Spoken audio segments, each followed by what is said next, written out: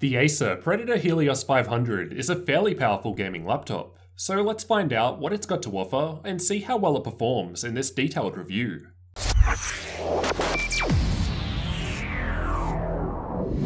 Starting with the specs, my unit has an Intel i7-8750H CPU, although it's also available with the overclockable i9 too.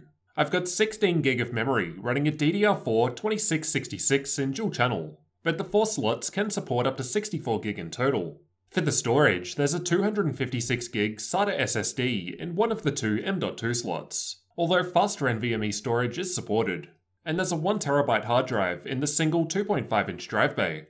As for the graphics, there's an Nvidia 1070 with 8GB of GDDR5 memory, and that's the full 1070, no max-Q here. And this powers the 17.3-inch 1080p 144Hz IPS panel. For network connectivity, there's a gigabit Ethernet port, support for 802.11ac Wi-Fi, and Bluetooth version 5. The Helios 500 has a black and blue theme to it. The lid and interior are a dark matte blue plastic, and the keyboard also has blue accenting. Even the air exhaust vents match this colour scheme. Overall, the build quality feels really solid, despite the primarily plastic exterior. The dimensions of the laptop are 42.8cm in width, 29.8cm in depth, and 3.8cm in height, so it's approaching the larger side for a gaming laptop. But as we'll see later, this space results in great cooling capacity. Acer have the weight listed at 4 kilos on their website, and in my own testing, my unit came in under 3.8 kilos. With the 230-watt power brick and cables for charging, the total weight increases to 5 kilos, so on the heavier side. The 17.3-inch 144Hz IPS panel has Nvidia's G-Sync. The viewing angles were quite good. Colours looked perfectly clear to me on any angle, side to side or up and down. At 100% brightness, I measured the panel at 327 nits in the centre, and with a 770:1 contrast ratio. I've measured the current colour gamut using the Spider 5 Pro, and my results return 97% of sRGB, 69% of NTSC, and 74% of Adobe RGB. So not bad for a gaming laptop. I'd have no problems using it for light content creation too. I've taken a long exposure photo in a dark room as a worst case backlight bleed test, and my panel didn't look too great here. I could only see this myself looking at it directly front on in the dark room, but I never noticed any bleed during normal usage or in games. But this will of course vary between laptops. Screen flex was on the lower side as it's fairly thick plastic. Overall, it felt pretty sturdy due to the hinges that are found toward the far left and right corners. Due to the weight, it can easily be opened with one finger, demonstrating a fairly even weight distribution, so you could use it on your lap without it falling off. Above the display in the center is a 720p camera. The camera looks alright, not terrible, but still a bit grainy. The microphone sounds about average, but you'll be able to judge both for yourself. I didn't have any issues with the keyboard. It's good to see the space is being utilised well, with no small arrow keys or smaller numpad. The backlighting can be customised in 4 separate zones using Acer's Predator Sense software, so you can change the colours, but there don't seem to be any effects built in. And as the WASD and arrow keys have blue sides, it did look a little strange using non-blue backlighting. Overall, it was nice to type with. Here's how the keys sound. There was a little keyboard flex while pushing down hard, but this was never an issue while using it normally. Just above the keyboard towards the left are 5 programmable macro keys. These can be modified to do built-in tasks such as apply a GPU overclock, change fan speed, launch an app, or any other key macro you want. You can press the program button on the left to toggle through 3 groups of macro keys. So all up, you've got 15 custom macro keys here. The touchpad was smooth to the touch and worked great.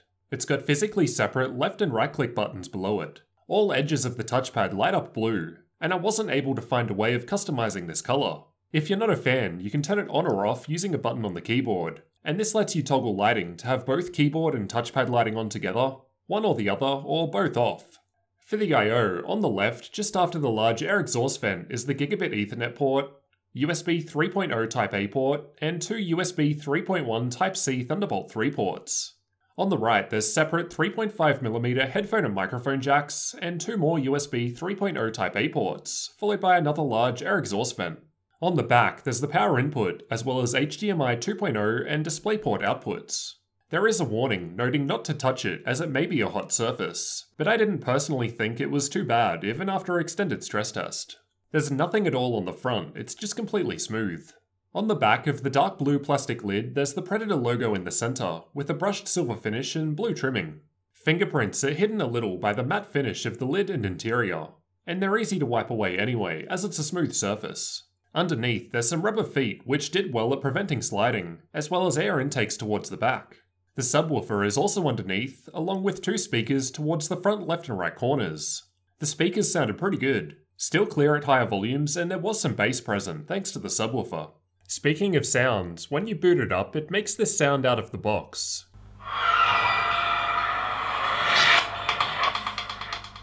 Thankfully, you can disable it in the BIOS though.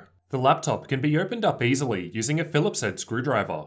The first panel is removed by taking out 2 screws, and this gives you access to the battery, 2 of the 4 memory slots, and the 2 M.2 slots. In order to get to the 2.5-inch drive bay, the battery needs to be removed as it covers it. The M.2 drives also need to be removed to take the rest of the bottom panel off, but this only gives us access to the Wi-Fi card. The other 2 memory slots are found on the other side of the motherboard. Powering the laptop is a 4-cell 74 watt-hour battery, and with a full charge and just watching YouTube videos with the screen on half brightness, keyboard lighting off, and background apps disabled, I was able to use it for 3 hours and 5 minutes. It was using the NVIDIA 1070 graphics for this whole test. I wasn't able to use the Intel integrated graphics, even after disabling G-Sync and trying to manually install the drivers for it, which failed. While playing The Witcher 3 with medium settings and NVIDIA's battery boost set to 30 FPS, the battery lasted for 1 hour and 8 minutes, and was able to sit at 30 FPS the entire test without dipping. Overall, the battery life isn't amazing. Not too bad considering the specs, but it would have been good if it could swap over to Intel integrated graphics to save power outside of gaming. Thermal testing was completed with an ambient room temperature of 18 degrees Celsius. It's cold here at the moment as it's winter in Australia, so expect warmer temperatures in a warmer environment. The heat pipes were shared between the CPU and graphics, so a change in one component may affect the other. At idle, both the CPU and graphics were a little warm, as shown by the light blue bar towards the bottom, but that's just because the laptop was completely silent at idle, as you'll hear soon. The gaming tests were completed with Watch Dogs 2 at high settings, as I find it to be a CPU-demanding game, and we can see that the temperatures shoot up in the green bar, but no issues at this point other than running hot. If we manually max out the fans, as shown by the yellow bar above, we actually drop the temperatures of both the processor and graphics by around 20 degrees, an impressive result. If we instead go back to leaving the fans on the automatic profile, but apply a minus 0.150 volt undervolt to the CPU, we're still seeing a little temperature improvement, as shown by the orange bars. Again, if we manually max out the fans, shown by the red bar, the combination of high airflow and undervolting gives us quite cool temperatures in gaming. Just to clarify, only CPU undervolting was done here, but this generally affects GPU temperatures a little due to the shared heat pipes. The stress tests were done by running Acer 64 and the Heaven benchmark at the same time, in order to attempt to fully utilize both the CPU and graphics. Moving up in the graph, starting with the dark red bar, we're actually power limit throttling on the CPU, with an average of 91 degrees Celsius. Once again, when the fans are manually maxed out in pink, even with the stress test, we're lowering the temperatures by 20 degrees. Really impressive stuff. But that doesn't affect the power limitations. With the fans back on the auto profile, shown in the purple bar, even with the minus 0.150 volt undervolt applied to the CPU, it was still hitting the power limit. And with the fans maxed out and the undervolt applied in the top dark blue bar, we're seeing the best results under this full load stress test. These are the average clock speeds for the same temperature tests just shown. You might need to pause and refer back to the previous graph to get the full picture.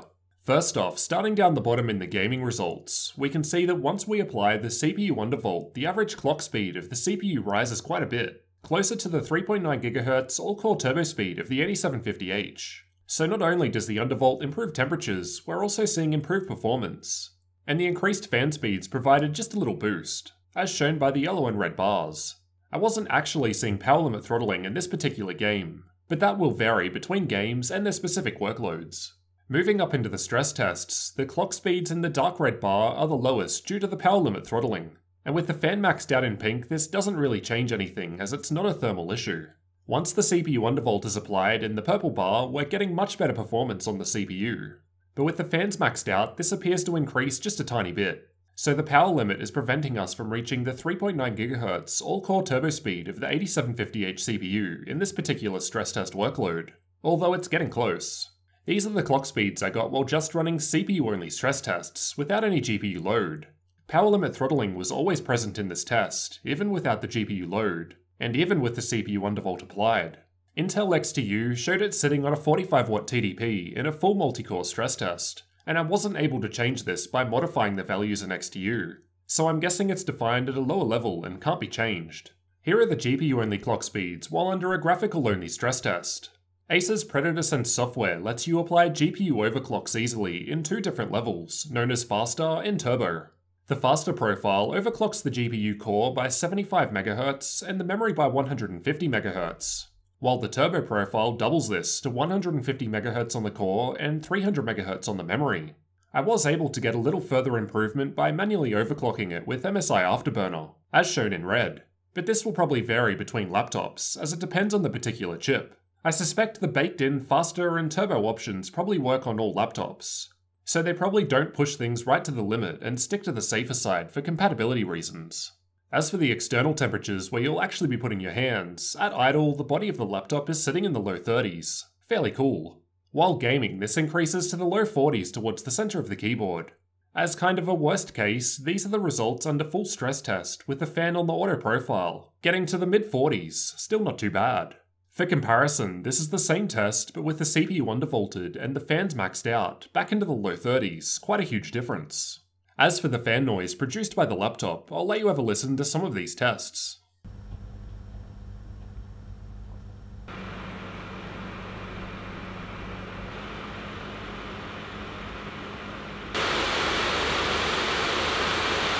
At idle, it was completely silent, which explains the slightly warm idle temperatures noted earlier. While gaming with the auto fan profile, it was actually fairly quiet, at least compared to many other less powerful gaming laptops, which seems to explain the warmer temperatures. With the fans maxed out, it gets very loud, but as we saw earlier, the temperatures drop down a lot. I don't think I've ever seen maxing out the fans make such a big improvement. And you've got the option of setting the CPU or graphics fan speeds through Acer's Predator software, so you should be able to find a good balance between temperatures and fan noise that works for you. Overall, I was really impressed by the cooling solution, but would like to see less power limit throttling in multi-core workloads, especially when it can clearly take it in terms of temperatures. The limitation appears to be in the power delivery. Perhaps it will be something that's improved in a future BIOS update. Just to be clear, this isn't an issue unique to the Helios 500. I've seen this in pretty much every i7-8750H laptop I've tested, but as covered here, there are steps we can take to mitigate this and improve performance. Finally, let's take a look at some gaming benchmarks. All games will run at 1080p, with the latest Windows and Nvidia driver updates installed. Fortnite was running well regardless of setting level. Even at epic settings, it played great. High settings or below were needed to average above the refresh rate of the panel, with low settings giving us 1% lows above the refresh rate for really smooth gameplay. Overwatch was tested playing with the bots, and again, really nice results. Although the 1% lows are a fair bit behind the averages here, it didn't really matter as they're still quite high. Even at epic settings, to me the game played great. PUBG was tested using the replay feature, and we're getting pretty good results even at ultra settings. Definitely playable, which usually isn't the case for many laptops, thanks to the 1070 graphics. CSGO was tested using the Unitical benchmark, and the results were pretty good. Quite high average frame rates, and even the dips in performance in this test weren't that bad compared to other laptops. Rainbow Six Siege was tested with the built-in benchmark, and even at ultra settings, the 1% lows are only just behind the refresh rate of the panel, so it should work very well regardless of setting level. Far Cry 5 was also tested with the built-in benchmark, and we're seeing fairly high frame rates in this test compared to most other laptops. The 1070 is really helping out a lot here. Assassin's Creed Origins was another that was tested with the built-in benchmark, and yet again, pretty good frame rates for this test, as this tends to be a more intensive title. Dota 2 was tested using a fairly intensive replay, so this should be a worst case scenario. Realistically, you'll probably get better results in this while actually playing. And despite this, the frame rates here are still pretty good for this benchmark. Testing Battlefield 1 in the first campaign mission ran great even at ultra settings. Although the 1% lows are a fair bit behind and don't change too much between setting levels, I personally didn't notice any dips in performance. It played great. Rise of the Tomb Raider was tested with the built-in benchmark, and even at max settings were able to average above 100 FPS in this test, which is quite good for a laptop. Ghost Recon was also tested with the built-in benchmark, and is a more demanding game. Unfortunately, not excellent performance at Ultra, but that's just the nature of this game. It runs pretty well at any other setting level though. Watch Dogs 2 was also on the more demanding side. However, I personally don't think it needs a high frame rate to play. But even at ultra settings, the averages are fairly high for this title. I can play it no problem with a solid 40 FPS, but that's just me. Doom was tested using Vulkan, and we're seeing high average frame rates, even at ultra settings. No problems at all playing this game, and it ran smoothly the whole time. I've got a few more games covered in the gaming benchmark video if you're interested. Now for the benchmarking tools. I've tested Heaven, Valley, and Superposition from Unigine, as well as Firestrike, TimeSpy, and VRMark from 3DMark. Just pause the video if you want a detailed look at these results. While the Nvidia 1060 is a sweet spot for 1080p 60fps gaming with good settings, I think the 1070 is a great choice for taking things to the next level, if you're looking at a laptop with a 144Hz display. It of course depends on the games you're playing and the settings you're comfortable with. However, as we've seen, many of the games tested here are getting pretty high frame rates due to the Nvidia 1070 graphics. As we saw earlier, we've got the option of undervolting the CPU and overclocking the graphics, so let's see how this actually helps improve gaming performance. In the games tested, the exact same Windows updates, game updates, and Nvidia drivers were installed, so there shouldn't be any changes other than the CPU undervolting and graphics overclocking. The same -0.150 volt undervolt to the CPU was applied as before, along with a manual 200MHz GPU core overclock and 100MHz GPU memory overclock. PUBG was tested using the replay feature, and at ultra settings we're just seeing a little 5% boost to the average frame rates, but a larger 8% improvement at very low settings. Far Cry 5 was tested using the built-in benchmark, and at ultra settings there was an 11% improvement to the average frame rates, and a 7% improvement to the 1% lows. Rainbow Six Siege was also tested with the built-in benchmark, and at ultra settings there was an 8% improvement with the undervolt and overclock applied, which increases to 10% at low settings. So we're seeing some good performance improvements, although it depends on the particular game in question. Unfortunately, I didn't have enough time to test any others. I've got some Cinebench CPU benchmarks here, and we can see that we get a nice boost in performance with the -0.150 volt undervolt applied at the top of the graph.